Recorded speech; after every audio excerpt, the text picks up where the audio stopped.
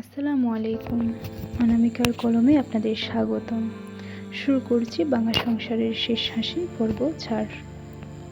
ভোরের নরম আলো চারপাশ তখনও পুরোপুরি জেগে ওঠেনি। রাস্তায় মানুষের চলাচল ছিল খুবই কম।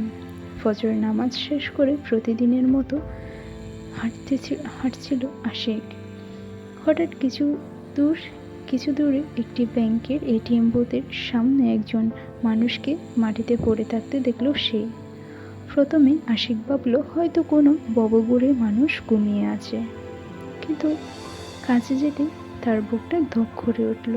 লোকটি আর কেউ নয়, ওই এটিএম বুথেরই দারোয়ান। আশিক দ্রুত তার কাছে এগিয়ে গেল। কাছে গিয়ে দেখল দারোয়ানের মাথা থেকে রক্ত ঝরছে। তিনি অচেতন হয়ে পড়ে আছেন। চারপাশে থাকাতেই এটিএম বুথের ভেতর থেকে ভেসে এলো ছাপা গলায় কথাবার্তার শব্দ। মুহূর্তে সব বুঝে গেল। আশিক ডাকাত। এক মুহূর্ত দেরি না করে সে পুলিশে ফোন করে পুরো ঘটনাটি জানিয়ে দিল। ফোনের ওপাশ থেকে পুলিশ জানালো, আমরা রওনা হয়েছি, যত দ্রুত সম্ভব পৌঁছে যাচ্ছি। ফোন কেটে দেওয়ার পর আশিকের মনে একটি চিন্তা ঘুরতে লাগলো। পুলিশ আসতে আসতে যদি ডাকাতরা টাকা নিয়ে পালিয়ে যায়। সে জানতো একা দুজন সশস্ত্র ডাকাতের সামনে দাঁড়ানো সহজ নয়, কিন্তু আবার এটাও মনে হচ্ছিল চেষ্টা না করলে পরে নিজেকে ক্ষমা করতে পারবো না। ঠিক তখনই তার চোখে অচেতন দারোয়ানের পাশে পড়ে থাকা লাঠিটির দিকে গেল। আশিক ধীরে ধীরে লাঠিটি তুলে নিল। গভীর শ্বাস নিয়ে নিঃশব্দে এটিএম বুথের ভেতরে ঢুকে পড়ল। দেখল দুইজন ডাকাত ব্যস্ত হয়ে টাকা ব্যাগে পড়ছে। এক সেকেন্ডও দেরি করল না সে। পেছন থেকে সজোরে লাঠি চালিয়ে একজনের মাথায় আঘাত করল।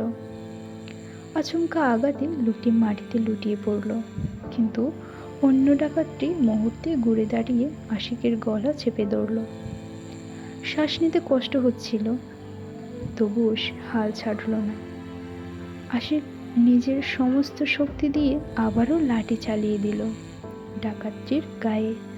প্রচণ্ড আঘাতে সেও মাটিতে পড়ে গেল। লড়াই শেষ হলেও আশিকের বুক তখনও দ্রুত ওঠানামা করছে। হাত পা কাঁপছিল, তবুও সে বাইরে বেরিয়ে এলো। ঠিক সেই সময় পুলিশের গাড়ি সাইরেন শোনা গেল। কয়েক মুহূর্তের মধ্যে পুলিশ ঘটনাস্থলে পৌঁছে গেল। আশেপাশের লোকজনও জড়ো হতে শুরু করলো। পুলিশ দুই ডাকাতকে গ্রেফতার করলো। কিছুক্ষণ পর ব্যাংকের পক্ষ থেকে ঘটনাস্থলে উপস্থিত হলেন হাসান মির্জা, যিনি ব্যাংকের শাখা ব্যবস্থাপক। তিনি পুলিশের দিকে তাকিয়ে বললেন, অফিসার, সময় মতো এসে ব্যাংকটাকে বড় ক্ষতির হাত থেকে বাঁচিয়েছেন, আপনাদের অনেক ধন্যবাদ। পুলিশ অফিসার মুচকি হেসে বললেন, স্যার, সব কৃতিত্ব আমরা নিতে পারি না। হাসান মির্জা অবাক হয়ে বললেন, কেন? তাহলে? অফিসার আশিকের দিকে তাকিয়ে বললেন, আজকের আসল নায়ক ওই ছেলেটি। ওর সাহস না থাকলে ডাকাতরা অনেক আগেই পালিয়ে যেত। হাসান মির্জা কৌতূহলী হয়ে বললেন, কে সে অফিসার?